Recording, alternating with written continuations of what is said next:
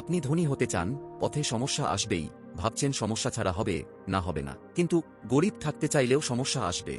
একা থাকবেন, পরিবারের জন্য কিছু করবেন না, শুধু আরাম করবেন, তাতেও সমস্যা এড়াতে পারবেন না। তাহলে কি করবেন, কোন সমস্যাটা বেছে নেবেন? এবার আমি আপনাদের কয়েকদিনের একটি চ্যালেঞ্জ দিচ্ছি।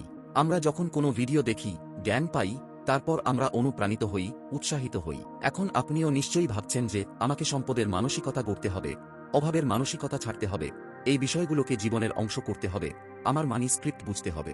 কিন্তু পরের দিন আপনি অন্য কোনো জগতে ব্যস্ত হয়ে পড়বেন। তাই আমার মূল কথা হলো, অন্তত আজ যদি আপনি এই ভিডিওতে সময় দিয়ে থাকেন, তাহলে কয়েকদিন বের করুন, সেই নিউরোপ্লাস্টিসিটি অনুভব করুন, নতুন নিউরাল পথ তৈরি করুন। আমরা কিভাবে এটা করতে পারি? আপনি যেভাবে স্বাভাবিক জীবনযাপন করেন, সেভাবেই থাকুন।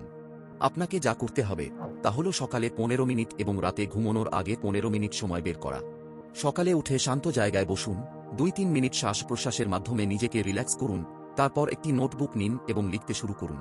আমার মানি স্ক্রিপ্ট কি? টাকার ব্যাপারে আমার মনে কি ভাবনা আসে? ধনীদের সম্পর্কে আমার কি ধারণা?